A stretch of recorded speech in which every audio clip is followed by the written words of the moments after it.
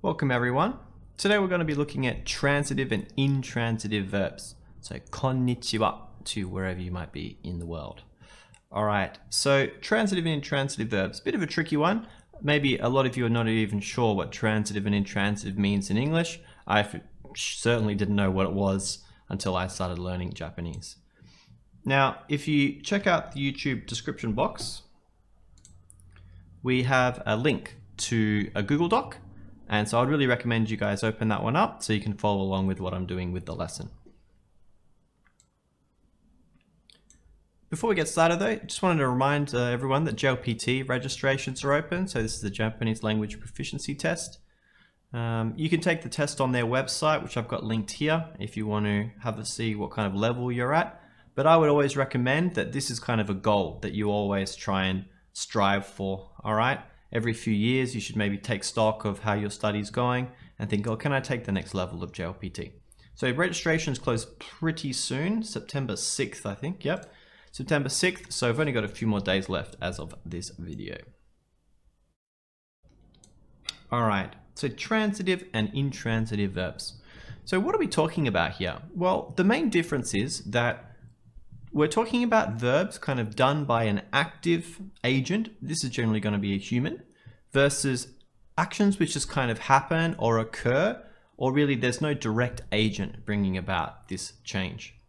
So for example, in English, we could say the ball dropped versus I dropped the ball. Now notice that we're using the same verb here, right? It's still just dropped. But the way we tell the difference between these two is we kind of say, well, what's the kind of subject of the sentence, okay? But in Japanese, we actually express this differently by changing the verb itself. We have kind of two different types of verbs. So we can say the first one, the ball dropped, boru ga ochita, okay? Ochita. And then we can have boru o otoshita.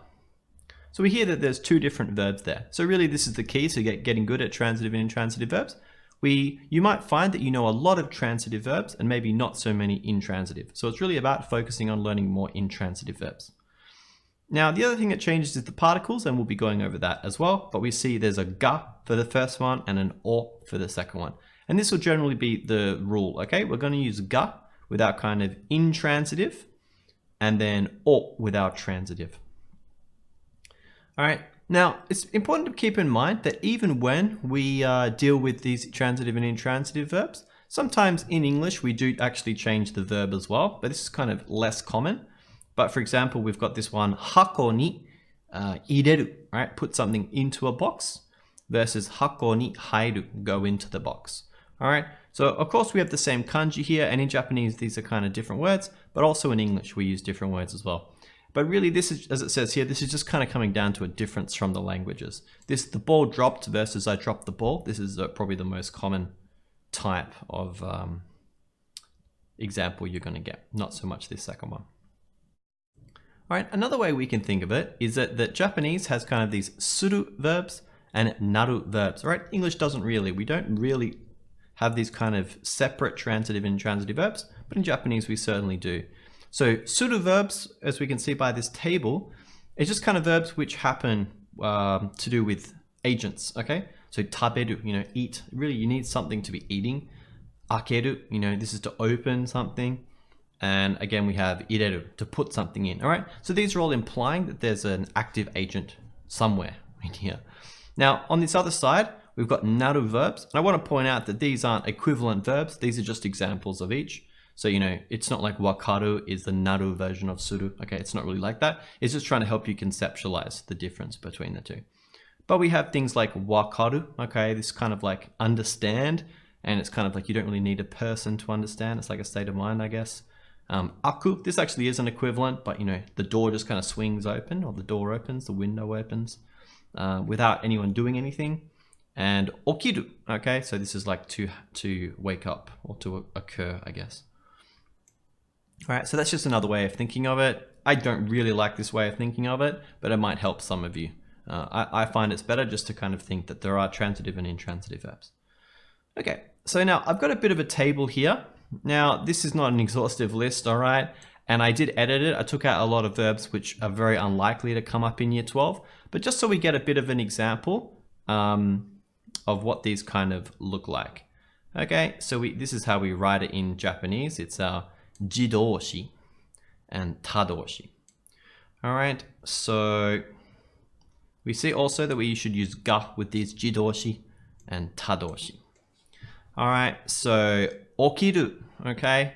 The kind of other version of this, okosu, okay? Okiru, just to kind of, something wakes up or something kind of occurs. Okosu, to wake someone up, right? This is kind of involving a human.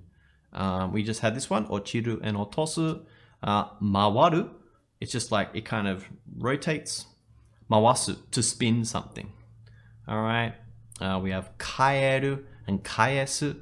You know, kaeru just kind of goes back. Kaesu, to return something home, or return a good, or return someone, something like this. Okay, we got a whole bunch. These ones probably might seem a bit more familiar. Hajimaru versus hajimeru. Okay, so this is one that I used to hear a lot in school, for example. Okay, the sensei would say "Jugyo hajimemasu." All right, so it's like I'm gonna start the class, or you could say, you know, "Jugyo ga hajimaru." Hajimarimasu. Right, the class begins. All right, it's just not really involving a human, that second one. All right, shimaru, shimeru, this is very similar to these ones we saw before. You know, shimaru, the door or window, whatever, just kind of closes. The wind blew it shut or whatever. Shimeru, the human, right? A human is closing it at some point. All right, akeru is kind of our opposite one. You know, kieru, kesu, this is a really common one you have to know for year 12, because this is what we use to talk about appliances, you know, turning on or off a TV, or like the heater, the lights, all these words. So tsuku, tsukeru, and kieru and kesu, you really have to know these ones because these get used all the time with appliances. Hairu, ideru, we already did this one. Deru and dasu, maybe this will clear up a lot of confusion, because I notice a really common, this kanji causes a lot of issues for a lot of my students. Okay, but deru just kind of means to come out of, to appear. And dasu means to put out, all right? You know, to place something down somewhere, or something happens, you know, a human is doing it. All right, fueru, fuyasu, okay, this is kind of a word that comes up in year 12, to increase. And I guess I should put heru and herasu in here, but you know, we've got the opposite one as well, to decrease. Atatamaru versus atatameru, you know. So for example, this is one you hear in the konbini all the time, right? The Japanese convenience stores. If you buy a bento, right? They'll always say, atatamemasu ka? You know, should I heat it up, right? Because they're the ones who are going to put it into the microwave. All right, so you hear this one a lot, for example. And also mitsukaru and mitsukeru. Now, this is probably one of the most common Japanese errors that I hear people make. So mitsukaru is kind of, it gets found, it gets discovered. Mitsukeru, to look for or to find, kind of thing. So, you know, again, it's whether a human is involved or not. Now, I've got to say that this is really a big memorization activity. There's not a whole lot of kind of tricks you can do to remember which one's which. One thing I will say, and we can use, for example, maybe ochiru, and I mean, both of these are okay, but a lot of them, you're going to find that it's the same kanji, okay? So that kind of reduces something. We don't have to learn multiple kanji for the transitive and intransitive. One kanji is going to cover both. And we'll also see that the reading of it's the same, right? Ochiru, otosu. These are both starting with an o. So it's really just the ending, but here is kind of where the rules break down. I mean, we see a lot of o sounds here, okosu, otosu. I mean, we have a lot of e sounds, meru, keru, su, not really, ireru. All right, we have quite a few, but we also notice that with our jidoshi, we have a lot of ma or a sounds.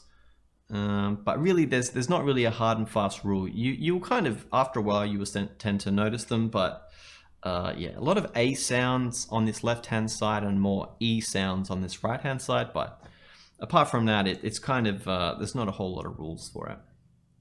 Okay, so that's our first part we have to be aware of, that there are kind of alternative verbs to deal with this issue. The second one, and we already kind of saw it in that table just then, is that our particles are also going to change. Okay? Now, this means that we kind of have to know the verb we're dealing with, is it transitive or intransitive? Now, you can just learn all these. It's going to take a while though, and there's so many, because there's basically a transitive version of every intransitive verb.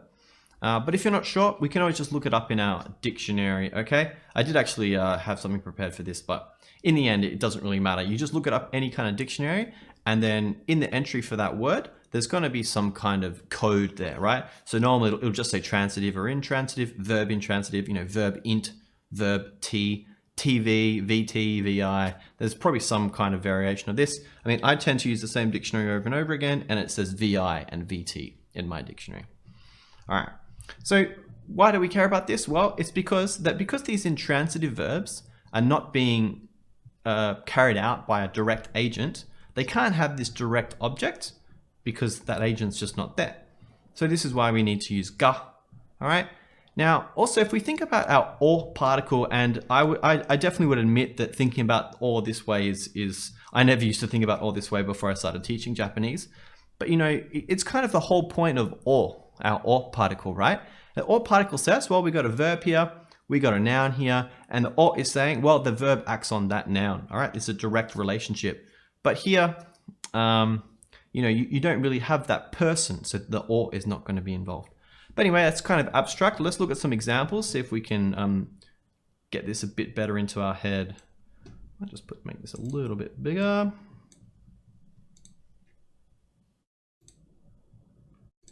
Okay, so for example, we can say door ga aku.